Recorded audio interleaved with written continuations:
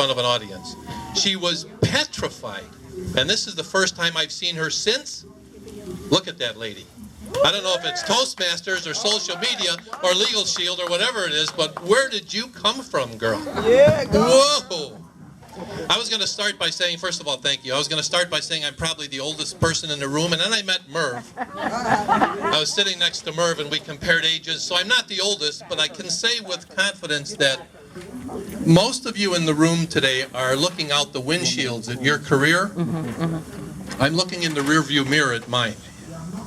I've kind of been there, done that, and Pat asked me to come by tonight, drove up from Homestead, to share a personal story with you. This is a real world story, and there's no reason why anyone in this room can't do exactly the same thing. In 1986, I'll let you do the math, I was a sales and marketing manager in the machine tool industry. And one of my responsibilities was trade shows. I'm sure everybody in this room has gone to a trade show.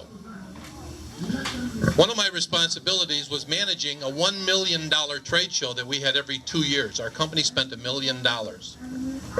We went to this trade show and we generated a bunch of sales leads. Now, if there is anybody in this room that doesn't know what a sales lead is, you probably shouldn't be in this room.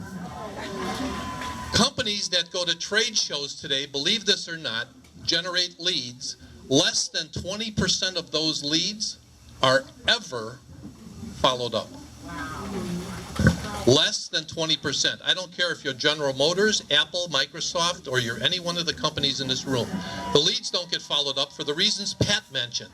Can't reach anybody on the phone, can't send them a text or email. Salespeople burn out. What do? They spend their time living with their customers, and they ignore their prospects. Everybody in this room is a prospect for everybody else in this room. Contacting them after this event is going to be difficult. In 1986, when I had that problem and I realized that was happening in the company I was working for, I developed a process of managing those sales leads inside the company that resulted in 100% lead follow-up and the cost justification and ROI, which is return on investment, to offset the expense of that $1 million.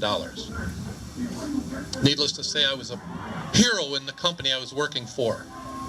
Unbeknownst to me, I thought the problem of poor lead follow-up was only in the company I was working for. Unknown to me, it was everywhere.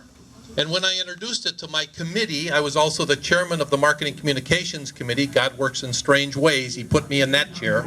I was the chairman of the Marketing Communications Committee, and I found out all companies had the problem. So, 1986, married 10 years, new son, brand new house, I quit my job. Gave up a $70,000 a year salary back in 1986. Compare that number today. Gave up my company car, my stock options, and I started a small business. That small business grew into a national service organization where I was processing sales leads for other companies around the country. In fact, I processed over 1 million sales leads for 143 companies in 22 and a half years. That company went on to make $10 million in sales, and American Airlines in a competition called it one of the most innovative companies in the country. In 2009, I sold that company, left Chicago, moved to Homestead, Florida, met Pat 2 years ago at a Toastmasters meeting. I'm the president of the Toastmasters Club in Homestead, and today, all I do is travel around the country and teach other companies and people how to do what I did. There's a formula. It's a very simple formula. I'm not here for a commercial message, but if you'll give me your business card, I'll respond. I promise I'll follow up the lead with some information on how you can do the same thing I did. Everybody in this room can do it.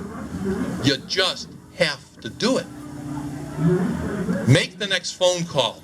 I'm not going to steal the thunder from the process, but I can go over how to do it. Pat, I just want to thank you again for having me here. I'm not going to talk all night. Merv, it was great meeting you. The product that he has, I'm certainly going to take advantage of it. You meet a lot of people here. Social networking queen, her. I don't do a lot of social networking anymore in my business, but it's why I'm here.